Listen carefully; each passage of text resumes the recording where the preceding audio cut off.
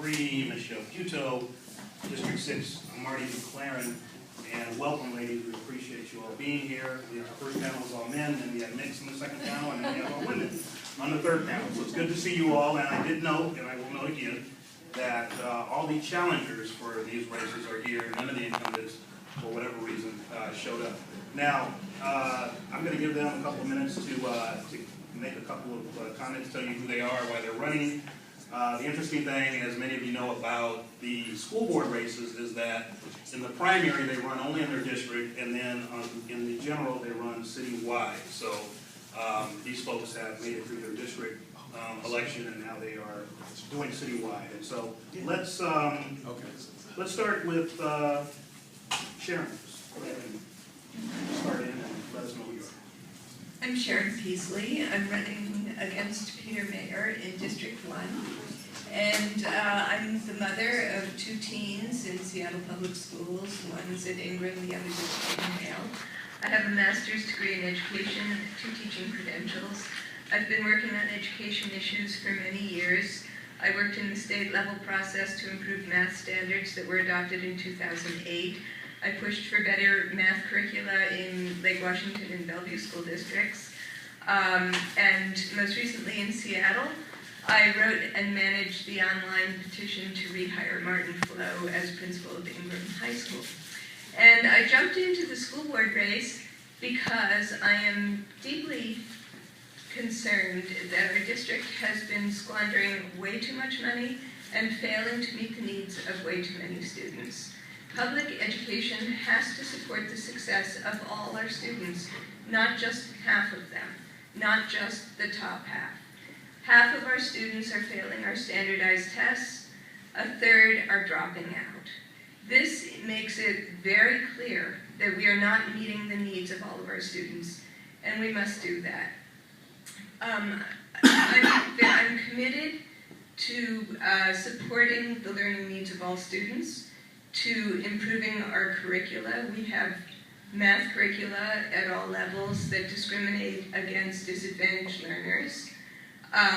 We have extreme inconsistencies in our language arts curricula, in our science curricula. We need to have consistently strong, flexible, and engaging curricula that teachers can use to teach all students. I'm very committed to supporting teachers in the classroom, and much of our money is wasted. We need to reverse our funding formula and fund from the classroom up. If we fund from the classroom up, we are spending, our spending priorities are focused on the classroom, providing teachers with the support, the teaching materials, and providing students with the support and the teaching materials they need to succeed. This will lead to cuts higher up around the administrative level, which is just fine, because in the last 2 years, while central administration was laying off teachers, guidance counselors, and instructional assistants for special needs students, they awarded themselves 113 salary increases. Now, the incumbents will tell you that central administration was cut by 1/3.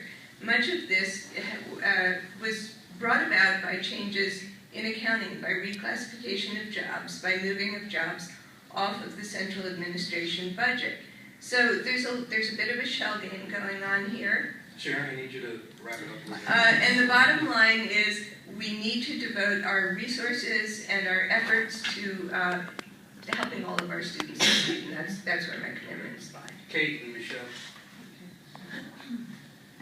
Hi, it's nice to be here tonight. My name's Kate Martin. I'm challenging Sherry Carr up in District 2, which is the great big donut around Green Lake. Just to introduce myself a little bit, I have 2 sons. One just graduated Seattle Public Schools in June, the other 2 years ago. I'm in a mixed race family. My husband is a Mexican immigrant, so I feel that I can very clearly help represent for what I like to call most students, which is average students who are completely underserved by what we're offering in the schools. I'd like to say a couple things about the achievement gap because I think that might be of interest to this group. So we're not going to close the achievement gap with the strategies that the school district has in place right now. This whole obsession with bubble test scores and the narrow curriculum is actually hurting the kids. The kids need to know a lot more than regurgitation of facts on language arts and math tests. I would say that actually the soft skills and their ability to be motivated and inspired, self-management, are all skills that are way more important than whether you make it to calculus. Those are the things that are going to help kids get ahead. So I'm looking at a three-legged stool. We help the kids with their academic skills. We help them recognize whatever their gifts are and their deficits, but not just in academics. We need to look at the emotional piece of it and the social skills piece of it. And I'm suggesting that the Families and Education Levy, since Tim talked so much about schools, I'd like to touch on that for a moment. I'm going to vote for the levy, but I'm also going to continue to put a lot of pressure on that levy because they're using a completely inappropriate test to judge the effectiveness of the Families and Education Levy. The math test is a terrible test that should be stopped immediately.